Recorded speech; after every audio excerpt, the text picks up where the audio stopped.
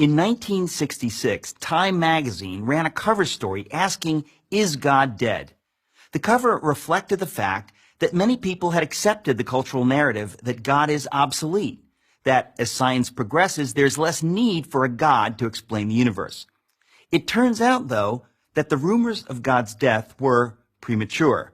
In fact, perhaps the best arguments for his existence come from, of all places, science itself. Here's the story. The same year Time featured its now famous headline, the astronomer Carl Sagan announced that there were two necessary criteria for a planet to support life: the right kind of star and a planet the right distance from that star. Given the roughly octillion planets in the universe, that's one followed by 24 zeros, there should have been about septillion planets, that's one followed by 21 zeros, capable of supporting life. With such spectacular odds, scientists were optimistic that the search for extraterrestrial intelligence, known by its initials SETI, an ambitious project launched in the 1960s, was sure to turn up something soon. With a vast radio telescopic network, scientists listened for signals that resembled coded intelligence.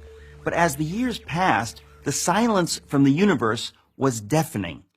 As of 2014, researchers have discovered precisely bupkis, nada, zilch, which is to say zero followed by an infinite number of zeros.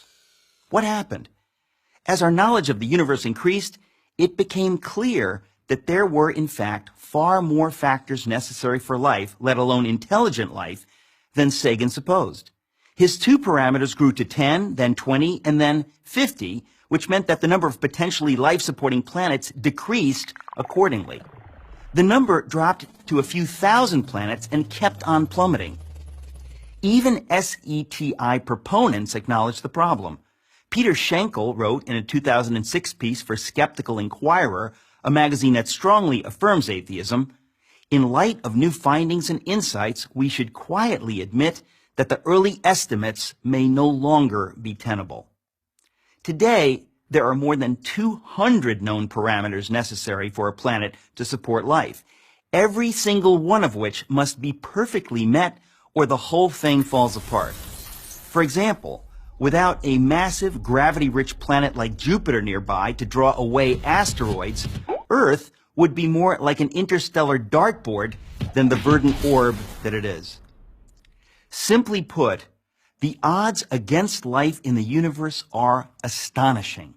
Yet, here we are, not only existing, but talking about existing. What can account for it? Can every one of those many parameters have been perfectly met by accident?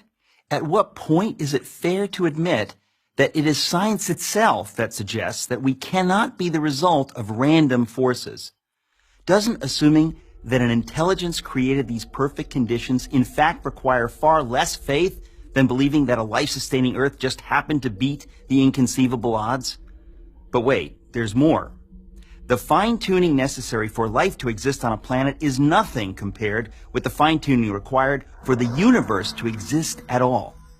For example, astrophysicists now know that the values of the four fundamental forces, gravity, the electromagnetic force, and the strong and weak nuclear forces, were determined less than 1/1,000,000th of a second after the Big Bang. Alter any one of these four values ever so slightly, and the universe as we know it could not exist. For instance, if the ratio between the strong nuclear force and the electromagnetic force had been off by the tiniest fraction of the tiniest inconceivable fraction, then no stars could have formed at all. Multiply that single parameter by all the other necessary conditions, and the odds against the universe existing are so heart-stoppingly astronomical that the notion that it all just happened defies common sense. It would be like tossing a coin and having it come up heads 10 quintillion times in a row. I don't think so. Fred Hoyle, the astronomer who coined the term Big Bang, said that his atheism was greatly shaken by these developments. One of the world's most renowned theoretical physicists, Paul Davies, has said that the appearance of design is overwhelming. Even the late Christopher Hitchens, one of atheism's most aggressive proponents, conceded that without question the fine-tuning argument was the most powerful argument of the other side. Oxford University professor of mathematics, Dr. John Lennox, has said, "The more we get to know about our universe, the more the hypothesis that there is a creator gains in credibility as the best explanation of why we are here." The greatest miracle of all time is the universe. It is the miracle of all miracles, one that inescapably points to something or someone beyond itself. I'm Eric Metaxas for Prager University.